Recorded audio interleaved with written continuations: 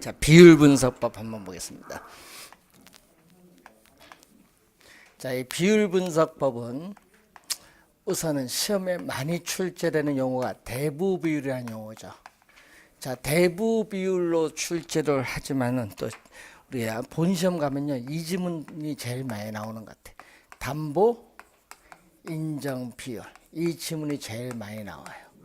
그래서 우리는 약으로 로는 대출이거든요.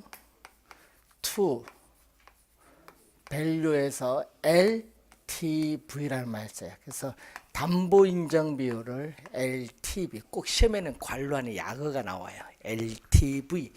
그러니까 부동산 가격에 대한 대출금의 비율이죠. 자, 부동산 가격에 대해서 대출금이 차지하는 비율이 바로 대부 비율입니다. 대부 비율. 자, 그러면은 이 대부 비율은 부동산 가격에 대해서 대출을 얼마 해줄 거냐. 그래서 이 부동산 가격 또는 자산, 부동산이라는 이 자산 가치를 기준해서, 부동산 가격 기준해서 이 대출 규모를 결정해주는 지표. 부동산 가격, 자산 가치를 기준해서 대출 규모를 결정해주는 기준이 대부 비율입니다. 자, 그래서 대부 비율이 높을수록,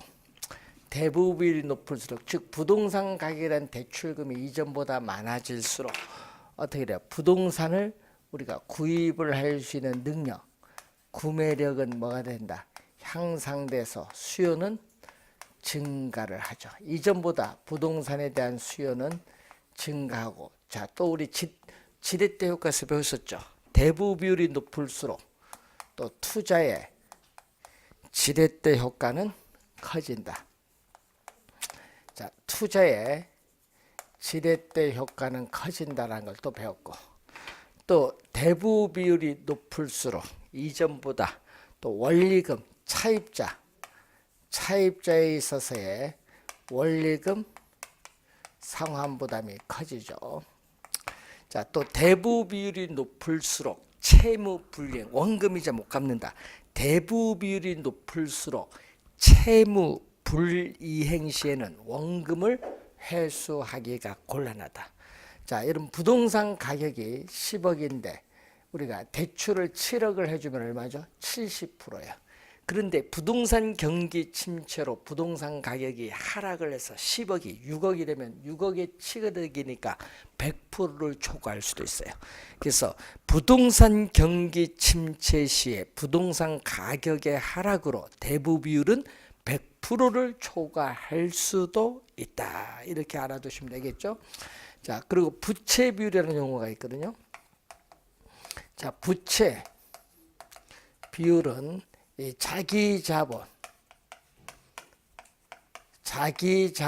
대한 타인 자본의 비율인데, 이것을 우선 자기 자본, 회계이론에서의 자본의 총계에 대해서 우리가 부채의 총계가 차지하는 거죠. 우리 회계장부상에서는 자산은 부채와 자본의 우리는 합으로 구성이라 했어요. 그때 자본 총계에 대한 부채 총계 비율이 부채 비율입니다.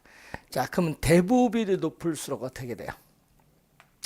자, 여러분 대출금, 이 대출금인데 이 LTV와 부채 비율을 보면은, 자, 대출금을 2억 받았다 하면 얼마? 자, 10억에서, 자, 부동산 가격 10억인데 만약 2억 받으면 얼마죠? 10억에 2억이니까 몇 프로? 대부 비율은 20%. 그러면은 2억 받았어요. 부동산 가격은 10억인데 대출금 2억 받으면 내 돈은 10억에서 2억을 뺀 8억. 4분의 1이니까 25%가 돼요. 근데 만약에 대출을 8억 받으면 얼마? 8억 받으면 10억에 8억이니까 몇 프로? 80%가 되지만은 타인 자본이 8억이면 10억에서 8억을 뺀 2억이 내 돈이죠. 8을 1로 나누는 거 4죠. 400%가 돼요. 자, 그래서 대부 비율은 60% 증가했지만 부채 비율은 375% 증가합니다. 그래서 대부 비율이 높을수록 부채 비율은 더 급격하게 증가한다. 그 지문도 많이 나오죠. 대부 비율이 높을수록 부채 비율은 더 급격하게 증가한다는 거죠. 자, 이 대부 비율, 부채 비율 관계 한번 확인해 봤고, 자, 그리고 총 부채, 또 상환 비율 있죠. 총 부채, 상환 비율은 소득 대비 부채 비율 또는 차주, 차입자, 차주의 상환 능력을 보는데 약어로 DTI라고 하죠. 이 부채 to income, 소득에 대한 부채의 비율이죠. 그래서 차입자의 연간 소득에 대해서 이 원리금 상환액이 차지하는 비율인데, 이때 여러분이 원리금 상환액, 부채 서비스액인데, 이 원리금 상환액, 부채 서비스액은 대출금의 뭐를? 저당 상수, 대출금의 저당 상수를 곱해주면은 우리 구할 수 있죠. 자, 이것을 여기 대입시켜서 이제 계산을 하면 되는데, 요건 뭐를 기준? 차입자의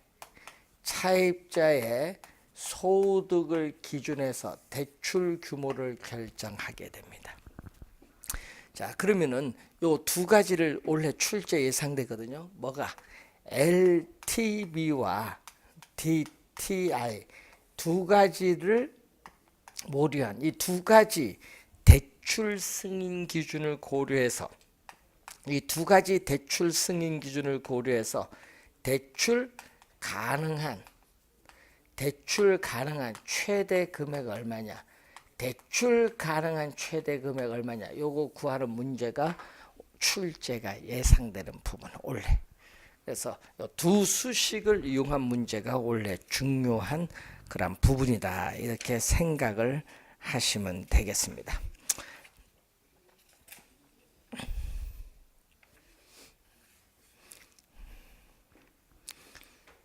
자, 23번 문제 344페이지에 23번 문제 보시면은, 자, 8천만 원의 기존 주택담보대출이 있는 갑은 A은행에서 추가로 주택담보대출을 받고자 한다. A은행의 대출 승인 기준이 다음과 같을 때 갑이 추가로 대출 가능한 최대 금액, 추가로의 동그라미, 추가로가 포인트인데, 자, 거기 보신 대출 승인 기준 두 가지 있죠. 담보 인정 비율이 얼마? 70%. 자, 부동산 가격에 대한 대출금 인정, 부동산 가격에 대한 이 대출금이 차지하는 비율인데, 부동산 가격 얼마죠? 지금 갑소유 주택의 담보 평가 가격이 4억이죠. 그러면 4억에 얼마? 70%. 0.7이니까. 자, 첫 번째에서 대출금은 얼마? 4억에 70%니까 2억 8천만 원이 되겠죠.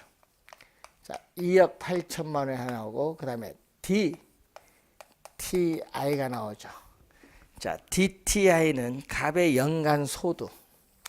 자, 소득이 얼마? 지금 4천만 원.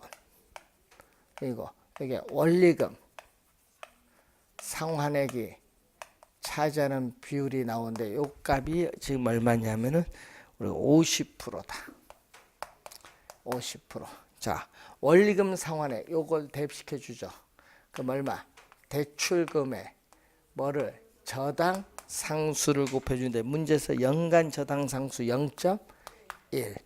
그럼 4천만 원 50%는 얼마? 2천만 원. 이 되겠죠. 양변에 소수점을 없애기 위해서 양변에 10을 곱해 주면 대출금은 얼마? 2억 원. 대출금은 2억 원이죠. 자, 그럼 이 두 가지를 모두 충족시켜주는, 자, 이 두 가지 대출 승인 기준, 자, 이 두 가지 대출 승인 기준을 모두 충족시켜주는 우리 최대 금액이 얼마냐? 대출 가능한 최대 금액이 얼마? 2억의 되죠. 대출 가능한 금액 최대 금액이 2억인데 거기에 지금 얼마? 기존 주택담보대출 얼마? 기존 대출금이 얼마 있다? 8천만 원이 있어요. 기존 대출금이 8천만 원이 있기 때문에 이걸 빼면은 뭐가 나온다? 추가가 나오겠죠. 추가. 뺐을 때 이 추가로 대출 가능한 최대 금액이 얼마냐? 자, 추가로 대출 가능한 최대 금액은 2억에서 8천만 원을 뺀 얼마? 1억 2천만 원이 되겠죠. 1억 2천만 원. 그래서 3번이 정답이죠. 이런 형태를 구하는 거. 두 수식을 이용해서 이런 형태로 구하는 걸 계속 출제하고 있습니다. 그래서 잘 정리를 해두시면 되겠죠. 자, 우선 총부채 상환 비율에 대한 얘기인데 또 시험에 또 매년 출제되는 용어 중에 또 부채 감당률이 또 매년 출제하죠. 자, 부채 감당률 또는 부채 감당 비율인데 순 영업소득이 부채 서비스액이 얼마가 되는가 이걸 보는 거죠. 자, 이 값인데 이 값은 어떻게 돼요? 요거 1보다 클 경우에는 순영업소득이 부채 서비스액 원리금 상환에 갚고도 남는 금액이 있기 때문에 차입자의 원리금 지불 능력이 충분하다 보는 거죠. 자, 그 지문도 우리가 24회, 26회 또 출제했죠. 또 1보다 작으면은 순영업소득이 부채 서비스에 갚기에도 부족하다는 의미. 그렇기 때문에 여기 1에 가까이 가면 1에 가까울수록 두 개가 비슷해요. 두 개가 비슷하기 때문에 어떻게 돼요? 예? 두 개가 비슷하면은 차입자는 채무 불이행 가능성이 커지고 금융기관은 채무 불이행에 따른 위험이 높아지기 때문에 차입자와 대출자 둘 다 위험에 처하게 돼요. 그래서 대출자는 부채 감당률이 이론적으로는 1보다 클 것을 요구하겠죠. 여기서 또 시험에 1보다 클 때 작을 때 시험에 많이 나오고요. 또 작년에 또 계산 문제 출제됐는데 그럼 또 부채 서비스액이 원리금 상환액이죠. 이 부채 서비스액이 뭐야? 원리금 상환액인데 또 요 수식을 여기 대입시켜서 들어가면 돼. 그럼 대출금에 대해서 나오겠죠. 그래서 또 LTV와 또 부채 감당률 작년에 출제했거든요.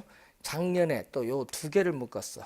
요걸로 출제한 것이 아니라 작년 요 두 개를 묶었을 때 또 대출 가능한 최대 금액 얼마냐. 이 두 가지 대출 승인 기준을 고려한 또 대출 가능한 최대 금액 얼마냐. 요걸 구하는 문제를 작년에 출제를 했어요. 자, 우선 요 네 개 용어가 제일 많이 출제하는 용어. 자, 그리고 341페이지에 채무 불이행률이죠. 채무가 불이행될 가능성을 나타내는 비율인데 분모는 유효조소득입니다. 이 유효조소득이 분자인 영업경비와 부채 서비스액을 얼마나 감당할 수 있는가를 측정하는 지표로서 채무 불이행률이 높을수록 채무가 불이행될 가능성은 점점 커진다는 거고요. 자, 그리고 총자산 회전율은 342페이지 이미 배우셨고 조소득 승수의 역수 이미 배우셨고 영업경비 비율은 작년에 또 출제했었죠. 이 가능조소득에 대한 영업경비가 차지하는 비율로서 영업경비 비율이 낮을수록 기업의 생산성은 높아진다는 그러한 내용이 되겠습니다. 작년에 또 출제가 된 그러한 내용이 되겠죠. 자, 이렇게 해서 투자 이론에 관련된 내용을 한번 우리가 확인을 한번 해본 그러한 내용이 되겠습니다.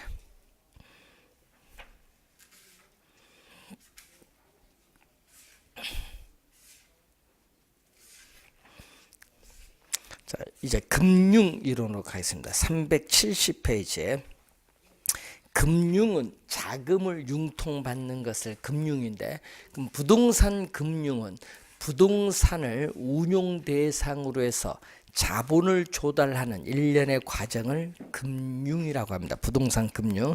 그래서 부동산을 개발 또는 취득하려는 목적하에 이 화폐와 신용을 이전하기 위하여 사용되는 우리가 제도라든지 시장 그리고 수단과 관계된 영역을 부동산 금융이라고 합니다. 자, 이 부동산 금융은 자본 조달 방식에 따라 지금 거기 뭐가 나오죠? 지분 금융이 나오죠. 자, 지분 금융은 지분은 자기 자본을 얘기하거든요. 지분은. 그래서 이거는 뭐를 조달한다? 자기 자본을 조달하는 겁니다. 예, 자기 자본을 조달하기 위한 금융인데, 자, 자기 자본을 조달을 하기 위해서는 주식 시장에서 주식회사가 주식을 발행해서 자기 자본을 조달한다든지, 또는 대상 부동산에 대해서 가지는 권한인 지분권, 이 지분권을 매각함으로써 자기 자본을 조달해야 돼. 그러면 지분 금융 방식. 자, 이 방식에서 또 26회 시험에 또 출제를 했었죠. 자, 대표적인 게 리츠라고 해요. 리츠. 자, 리츠는 주식회사거든요. 리츠는 부동산 투자 회사, 부동산 투자 신탁인데 주식회사예요. 그래서 주식을 발행해서 자기 자본을 조달해요. 그리고 조인트 벤처, 여러분이 우리 금융에서 이제 뒤에 가서 공급자 금융 배울 때 배우는데, 조인트 벤처, 부동산, 신디케이트라든지 또 자본시장과 금융투자업에 관한 법률에 의해서 나타나는 부동산, 우리가 집합투자기구, 이 부동산 집합투자기구를 일명 우리는 부동산 펀드라고 하죠. 일명 부동산 펀드. 이런 것은 지분금융입니다. 자, 여기에 대해서 부채금융이라는 게 있죠. 부채금융은 타인 자본, 부채는 타인 자본입니다. 부채금융은 타인 자본을 조달하기 위한 금융. 자, 이 타인 자본을 조달하기 위한 금융인데, 그럼 이 타인 자본은 뭐 갖고? 우리는 저당권, 금융기관의 저당권을 설정해서 타인 자본을 조달한다든지, 아니면은 회사의 채권, 이 사채를 발행해서 타인 자본을 조달하죠. 자, 그럼 부채 금융의 방식 대표적으로 이 금융기관의 부동산을 담보로 제공해서 저당권을 설정해서 타인 자본을 조달하는 저당금융을 일명 담보금융이죠. 자, 토지 소유자가 신탁회사에 토지를 신탁하면은 수익증권을 받아요. 이 수익증권을 금융기관에 제출해서 우리는 자금을 융통하는 신탁금융이죠. 이 담보 신탁에 의해서 자금을 융통하는 겁니다. 또 주택법에 의해서 주택, 또 상환, 사채를 우리가 발행함으로써 타인 자본을 조달하거든요. 자, 사채를 발행해서 타인 자본을 조달합니다. 자, 그리고 프로젝트 파이낸싱에서 프로젝트 시행회사가 또 회사채를 발행해서 타인 자본을 조달하죠. 자, 이런 것은 타인 자본, 부채 금융 방식입니다. 자, 또 부채 금융을 조달하기 위해서 발행하는 증권이 있거든요. ABS 자산 유동화 증권, 또 주택 저당 증권, 주택 저당 채권, 담보부 채권. 이것은 타인 자본을 조달하기 위해서 발행하는 증권입니다. 자, 이런 것은 다 부채 금융에 속하는 내용이죠. 자, 요것 외에 또 뭐가 있냐면 메자닌 금융이라는 게 있어요. 자, 메자닌 금융은 지분과 부채에 있어서의 중간 영역을 가진 것, 지분과 부채의 중간 성격을 가진 게 바로 무슨 금융? 메자닌 금융. 자, 여러분 오페라 구경 가면은 1층, 2층 사이의 중간에 이 라운지를 메자닌이라고 해요. 메자닌. 중간이다. 중간. 그래서 메자닌 금융의 대표적으로 여러분 삼성이 회사를 상속할 때 얘기하는 전환사채 발행하는 거. 일정 기간, 일정 조건 하에서 이 사채를 뭘로 이 주식이라는 지분으로 전환할 수 있는 권리가 부여된 사채. 자, 또 일정 기간 조건 하에서 신주를 인수할 권리가 부여된 사채가 있어요. 신주, 인수, 건부 사채라는 게 있어요. 자, 그리고 다른 모든 대출에 비해서 우선순위가 뒤에 놓이는 대출, 후 순위 대출이라든지 또 보통주에 비해서 배당이 빠른 우선주라든지 이런 것은 전부 뭐다? 우리 메자닌 금융에 해당하죠. 메자닌 금융은 24회 시험에 한번 또 출제를 했습니다. 자, 여기서 가끔 이제 시험 지문에 출제를 하기 때문에 좀 주의를 해 두셔야 되겠습니다. 자, 372페이지 보시면은 주택 금융이 나오죠. 자, 부동산 금융은 부동산 금융은 크게 토지 금융과 주택 금융으로 나눠본다. 우리나라에서는 거의 대부분 뭐가 주를 이루고 있다? 주택 금융이 주를 이루고 있죠. 주택 금융은 우리가 소비 금융, 주택 소비 금융과 주택 개발 금융으로 나눠볼 수 있죠. 자, 주택 소비 금융을 우리는 수요자 금융이에요. 대표적으로 한국주택금융공사의 보금자리론을 우리 의미하겠죠.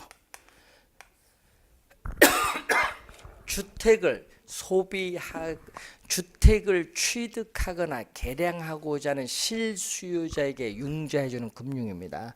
자, 여기 주택개발금융은 공급자에게 자금을 융통해주는 금융이죠.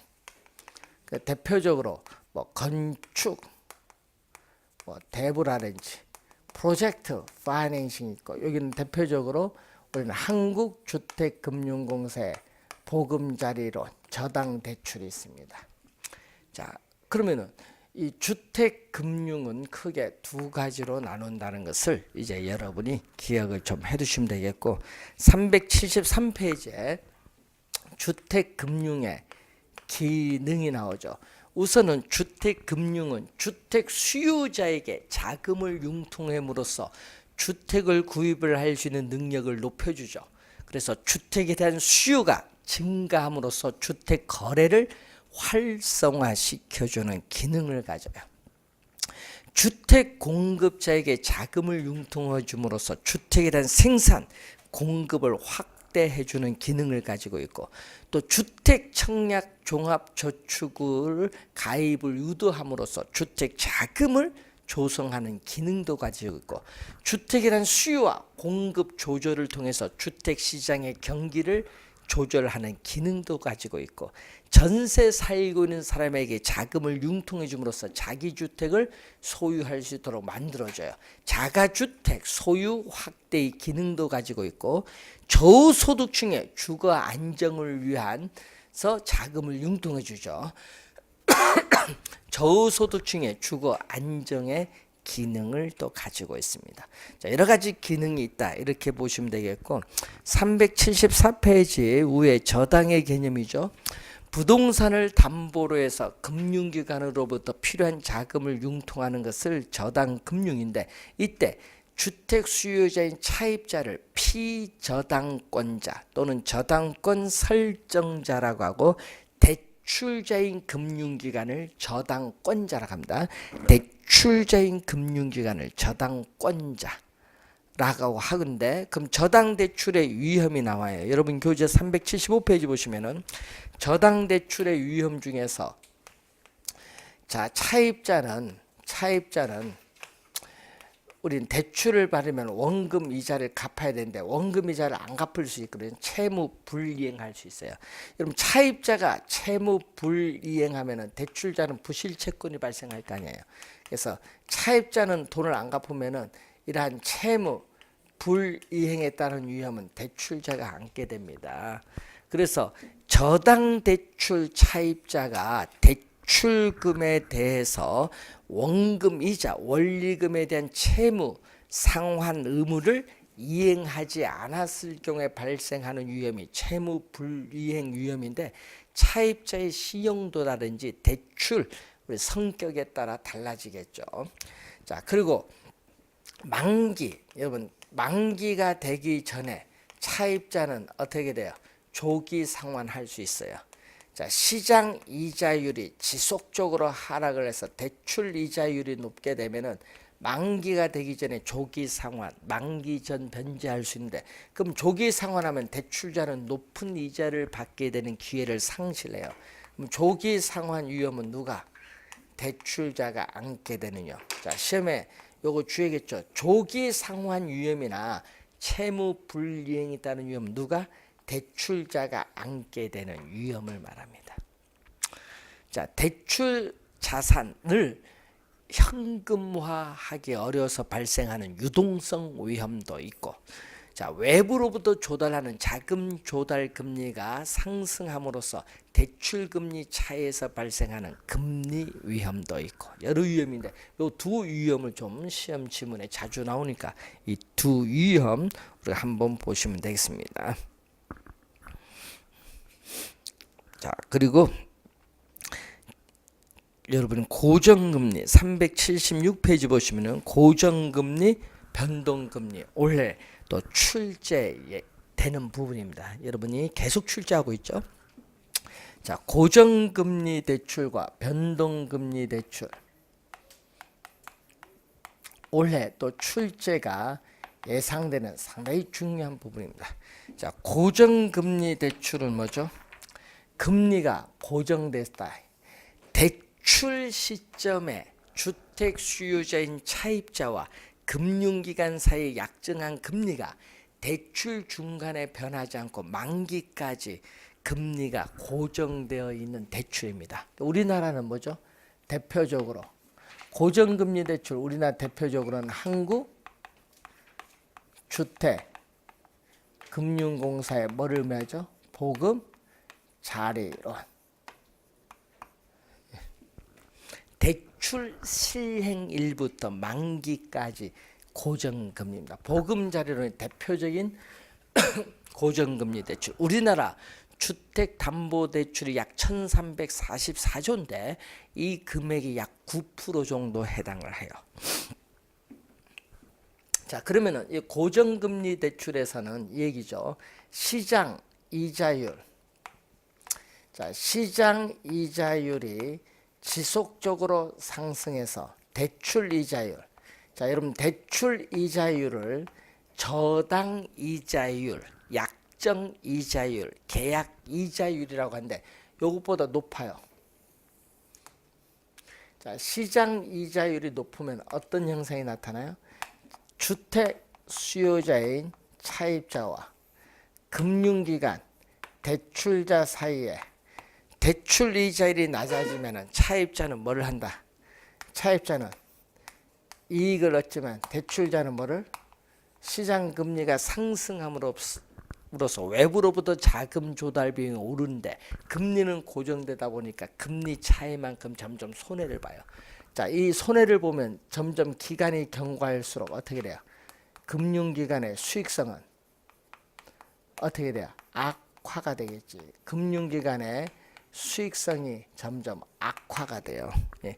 이때 시장 금리 상승에 따르는 금리 위험은 대출자가 부담을 합니다.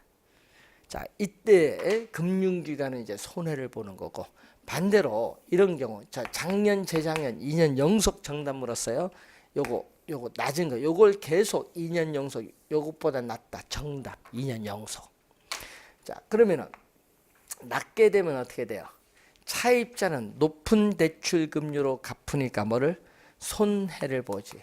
손해. 이 시장 금리 하락에 따르는 금리 변동 위험은 차입자가 부담하고, 대출자는 뭐를?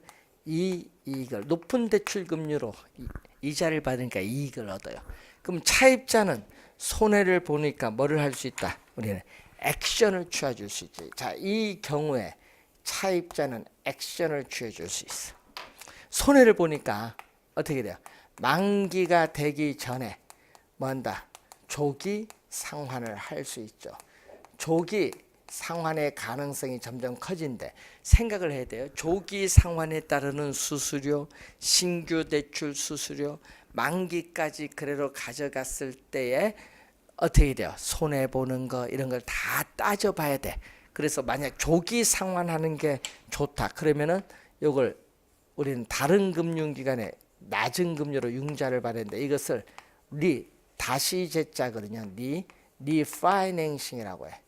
파이낸싱은 금융이에요. 여러분, 파이낸싱은 금융, 재금융인데 이것을 우리 실무에서는 이걸 뭘로? 대환 대출 많이 들어보죠. 실무에서 대환 대출. 작년 시험에 대환에서 관련한 영어를 요거 적어줬어요. 대환을 통해서 우리 뭐를 한다? 뭐를? 조기 상환을 하게 돼요. 작년에 계산 문제 출제했어요. 대환 대출. 대환 대출 했을 때 이득 얼마냐?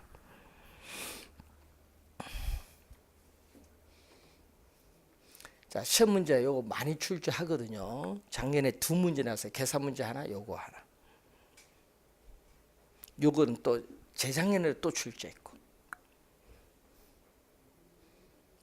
자, 예상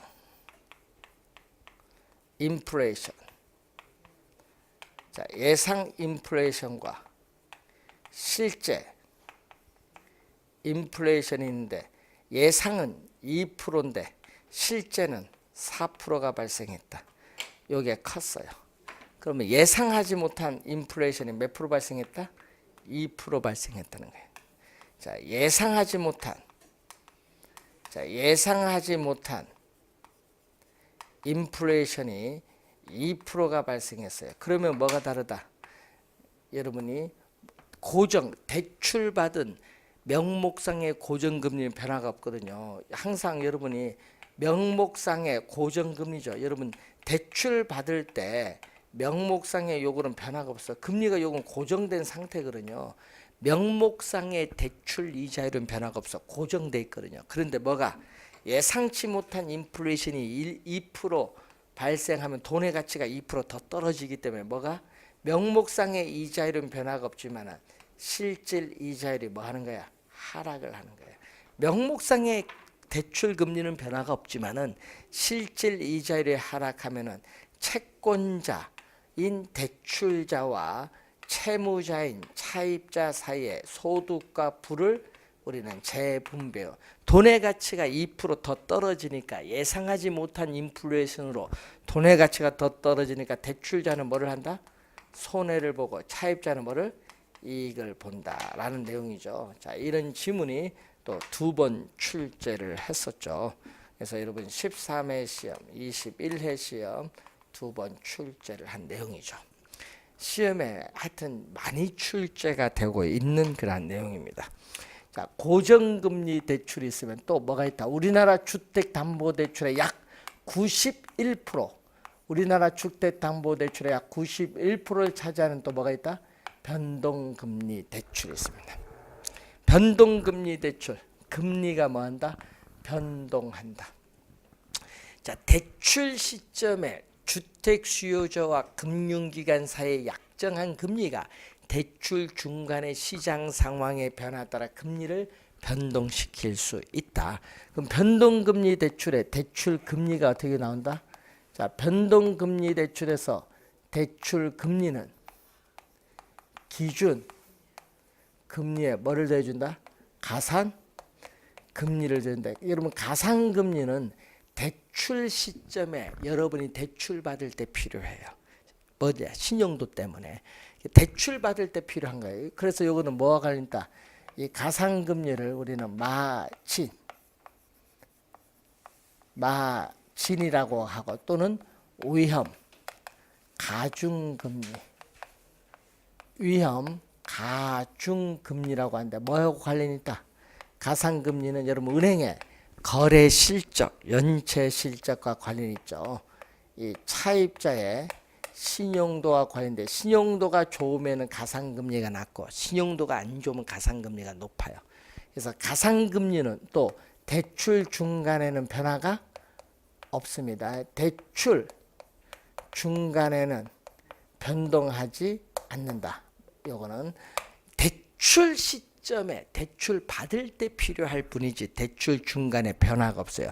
그럼 대출 중간에 변하는 거 뭐가 변하는 거죠? 이 기준금리가 변하죠. 이 대출금리의 이 지표가 되는 이 기준금리가 변하는 거죠. 기준금리는 두 가지가 있거든요. 양도성 예금증서를 약어로 CD라고 해요. 양도성 예금증서 금리인데 이자율 조정 주기는 3개월. 그럼 1년에 4번 변하는 거죠. 자, 그리고 은행이 외부로부터 자금을 조달하는데 이 자금 조달을 비용을 가중치로 평균행 구한 거죠. 이 자금 조달 비용 지수를 나타내는데 이 자금 조달 비용 지수를 나타내는 게 바로 뭐죠? 코픽스라고 하죠. 코픽스. 자, 코픽스 금리인데 코픽스 금리는 우리가 은행에 보면 요즘 6개월이 고시돼 있대. 6개월. 이자율 조정 주기 1년도 있는데 두 가지가 있어요. 신규 취급의 기준 코픽스 금리가 있고 대출 잔액 기준 코픽스 금리가 있는데 CD 금리는 매일매일 발표하지만은 우리는 코픽스는 한 달에 한 번 12월 오후 3시에 은행연합해서 9개 시중은행을 평균해서 발표를 합니다. 두 가지가 있거든요. 그런데 이 CD 금리가 지금 오르고 있잖아요. 그럼 CD 금리가 오르고 코픽스 금리가 오르면 기준금리가 상승해서 대출 금리가 오르는 겁니다. 만약에 CD 금리가 하락하고 코픽스 금리가 하락하면 기준금리가 하락해서 대출 금리가 하락하는 거죠. 그럼 대출 중간에 변동하는 것은 뭐가 변동한다? 기준 금리가 변동한다. 시험에 자주 출제되는 용어죠. 자, 그래서 또 시험에 많이 나오는 게 이자율 조정 주기가 많이 나올 거 아니에요. 자, 이자율 조정 주기가 짧을수록 자, 변동금리 대출에 있어서 이자율 조정 주기가 짧을수록 어떻게 돼요? 우리는 이자율 조정 주기가 짧을수록 차입자와 대출자는 어떻게 되느냐? 자, 물가가 지속적으로 상승하는 인플레이션이 발생하죠. 물가가 지속적으로 상승하는 인플레이션이 발생하면은 돈의 가치가 떨어지기 때문에 대출자는 뭐를 금리를 인상할 거 아니야. 금리를 인상해서 금리 변동에 따른 위험을 누구에게? 대출자는 차입자에게 신속하게 정가를 시키기 때문에 차입자는 뭐다? 불리하고 대출자는 뭐다? 유리하다 얘기죠. 시험에 많이 출제를 또 하는 지문이죠. 자, 고정금리 대출, 이 대출 시점에서의 이 초기 이자율, 자, 대출 시점에서의 초기 이자율을 보게 되면은 이 고정 금리 대출이 변동 금리 대출과 비교하면 어디가 높다? 고정 금리 대출이 높아요. 자, 그러면은 변동 금리 대출은 낮은데 이 변동 금리 대출이 고정 금리 대출보다 낮은 이유가 뭐야? 낮은 이유. 이런 변동금리 대출이 고정금리 대출보다 이 대출 시점에서의 초기 이자율이 낮은 이유가 있거든요. 이유는 위에서 설명했듯이 차입자, 주택 수요자인 차입자가 금리 변동에 따르는 위험을 뭐하기 때문에 부담하기 때문에 낮다는 거.